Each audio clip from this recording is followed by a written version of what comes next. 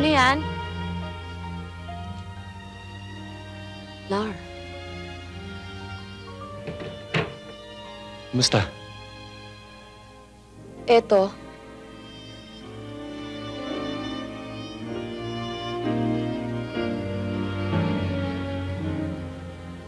Tuloy ka. Napasyal ka.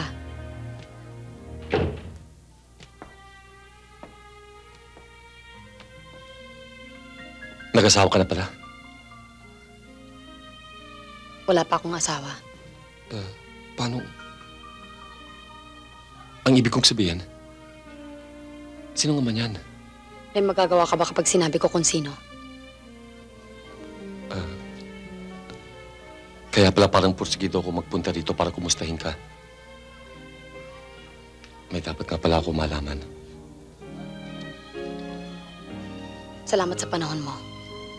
Pero kahit nasabihin ko sa'yo kung sinong nakadisgrasya sa akin, wala ring mangyayari. Kilalang kilala mo siya.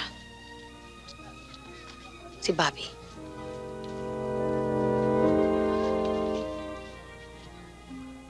Patring, akin ni si Junjun, ako nang bahala sa kanya.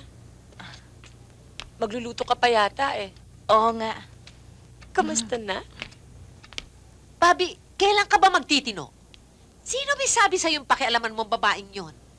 May asawa ka na at may anak ka na rin. Paano ko magreklamong babaeng yon? Ikaw talaga, no? Wala kang delikadesa. Ultimong despachadora, pinanghimasukan mo, pinuwersa mo. Ma-relax.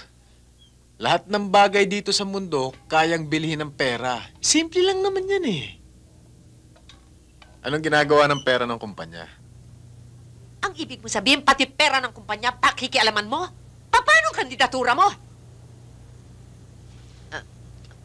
Mamaya na tayo mag-usap. Sinasabi ko sa'yo, Aning, lalaki lang ako. Siya nagpakita ng motibo. Kung talagang hindi mo siya gusto, hindi ka papatol sa kanya. At kung talaga nanggaling sa kanyang motibo, bakit kailangan puwersahin mo pa siya? Hindi ko siya pinuwersa. Ba't ba kung magsalita kay parang ando ka nang mangyari yon? Hindi mo alam kung anong punot dulo ng buong pangyayari. Ganyan ka naman talaga, hindi ba? Kung kailan tumatanggi ang babae, lalo ka nag-iinit. Aning, Alam mo ba? Magmula nang ikinasal tayo ni dulo ng daliri ko, hindi mo na mahawakan. Bakit ba? Dahil ba sa asawa mo na ako? ay! O dahil hindi ako gaya ng mga babae na napupulot mo sa lansangan na pwede mong kalad ka rin pag kinati ka?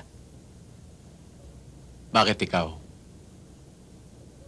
Saan ba kita pinulot?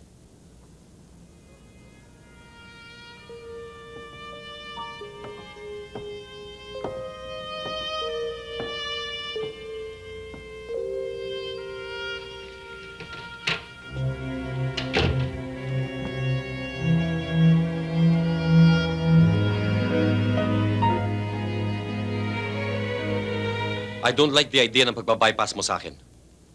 Wala kang respeto sa posisyon ko.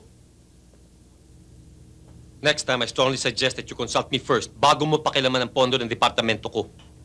Masyado ka naman mayabang magsalita. Hindi ako mayabang, Bobby. I just want everything in its right place.